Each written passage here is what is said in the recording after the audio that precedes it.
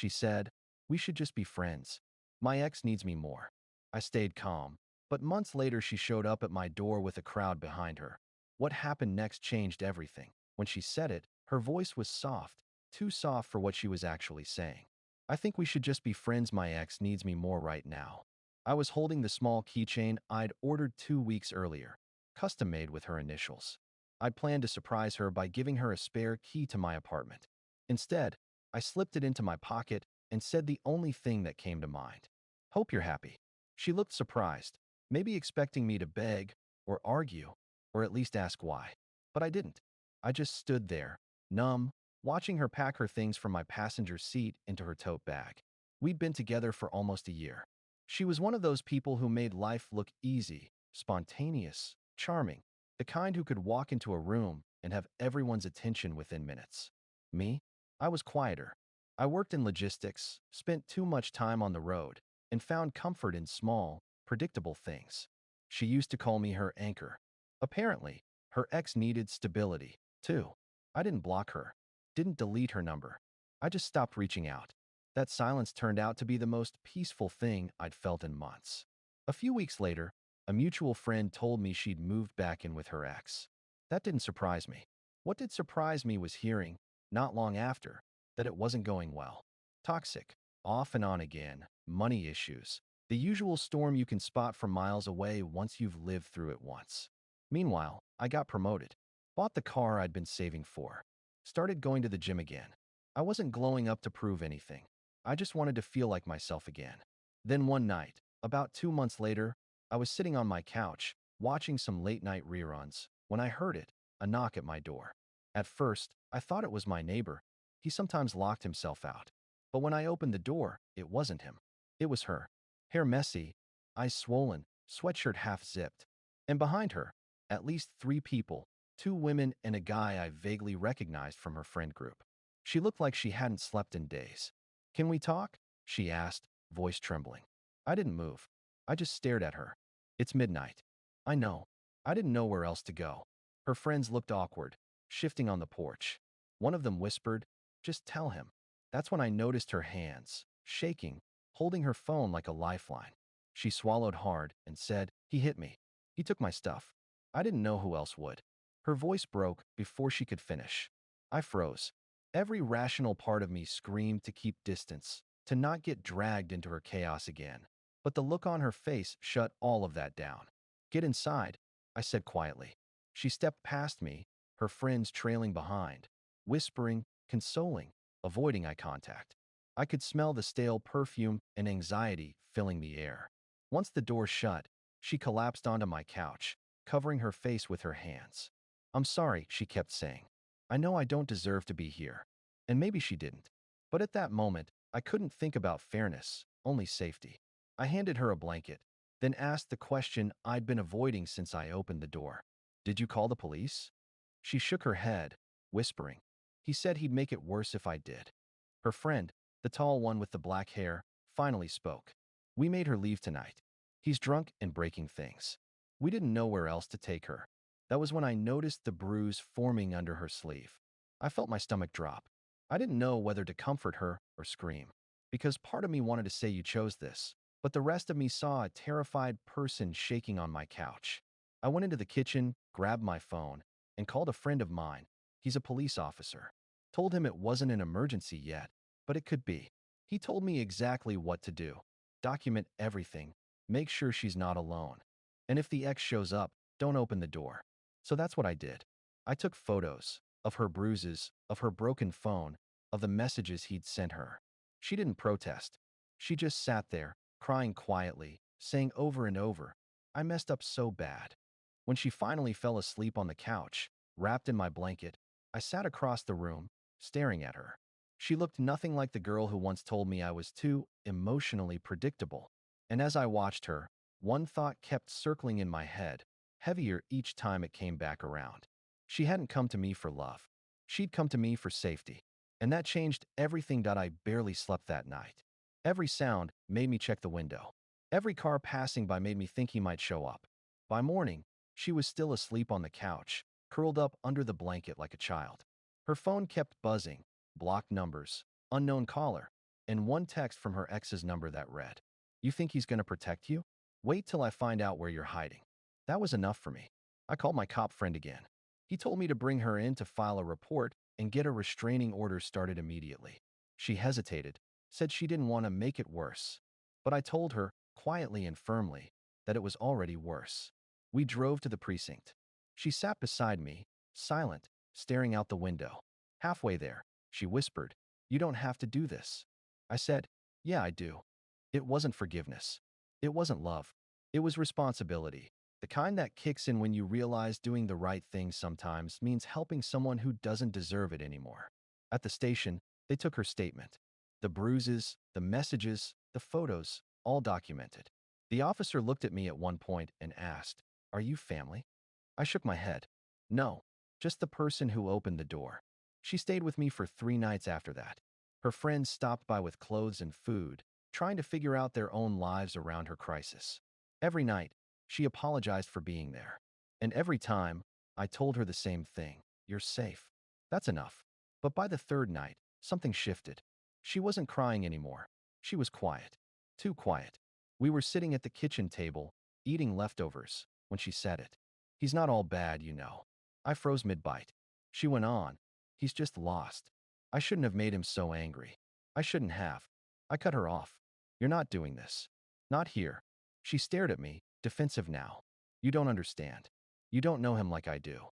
I laughed, not because it was funny, but because it was insane. "You're right. I don't know him. But I know you. And I know you're trying to rewrite what happened because you can't stand how much it hurts." Her eyes went cold. "You always think you're smarter than everyone, don't you?" I didn't answer. I just got up, grabbed my plate, and started cleaning up. She didn't say another word. The next morning, she was gone. Left a note on the counter. "Thank you for helping me. I just need to fix this myself." No goodbye. No contact info. Just that. I tried calling her friends, but none of them knew where she'd gone. One said she thought she went back to talk things out. My stomach dropped.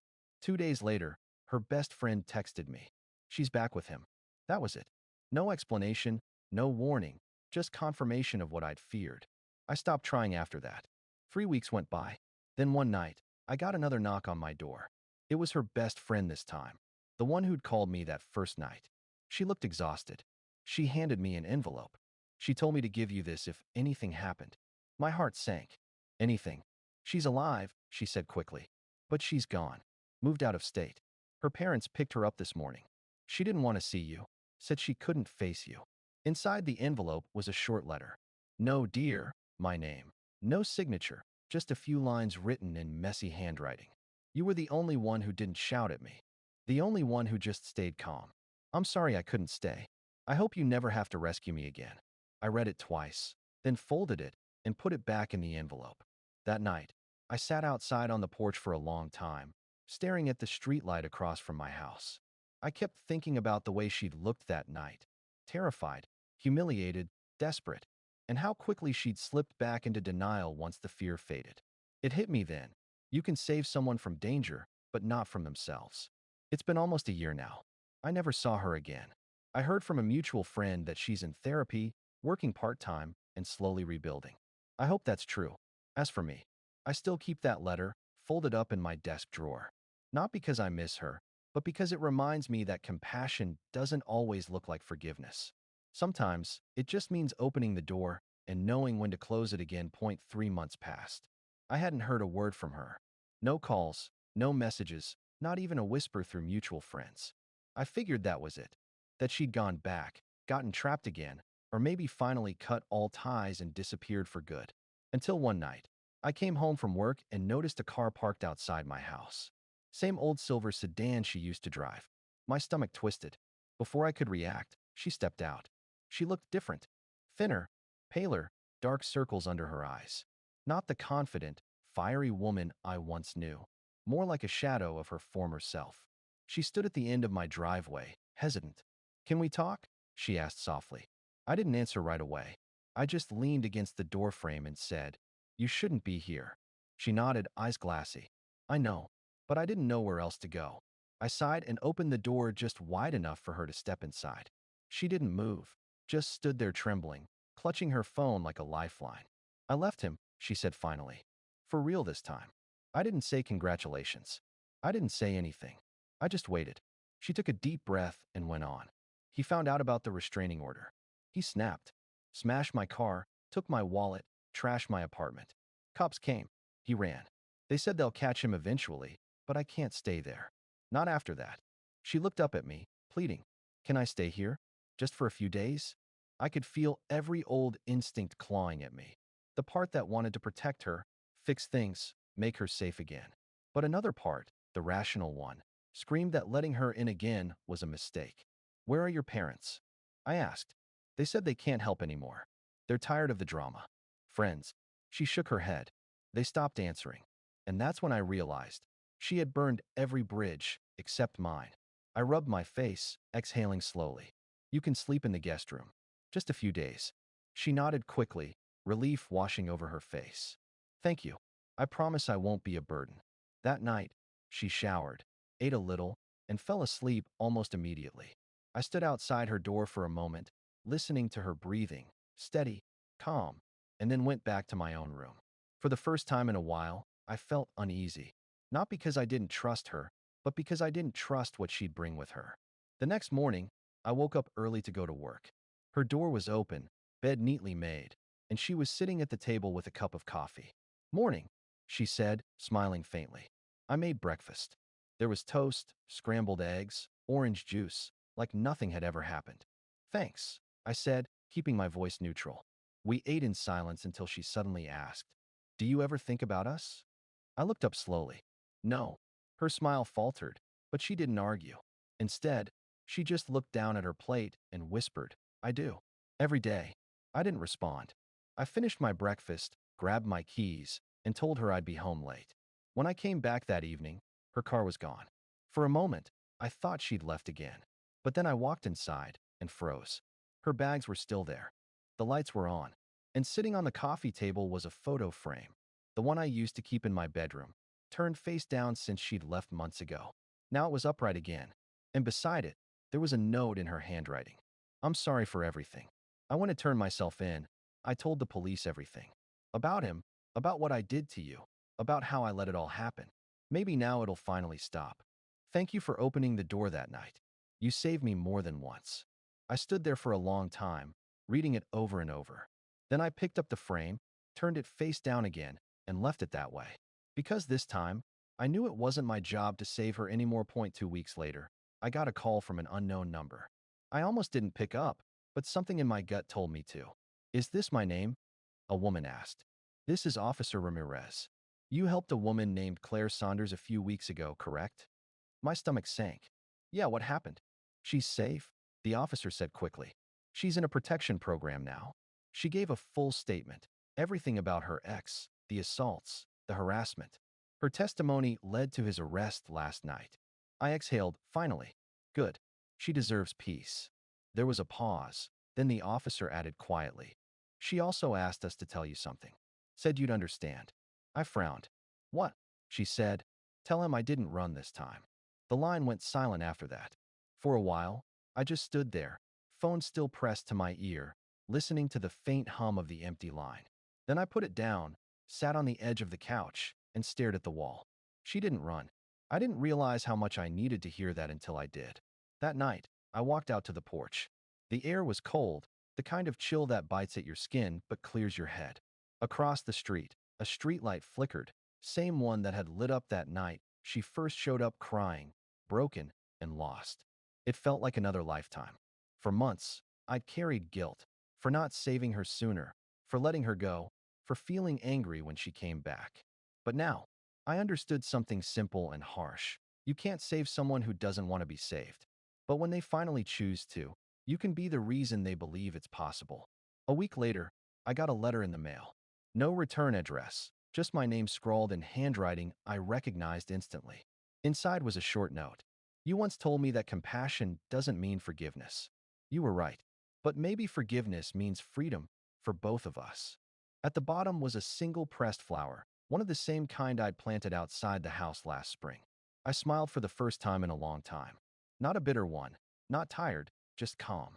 I folded the letter and placed it next to the first one she'd left me months ago. Two pieces of paper, Two versions of the same person, one running from herself, one finally facing the world head-on. As I looked at them, I realized something else. I didn't feel anger anymore, or guilt, just quiet acceptance. Some stories don't end with a reunion or a second chance. Some just end with peace. And that's enough.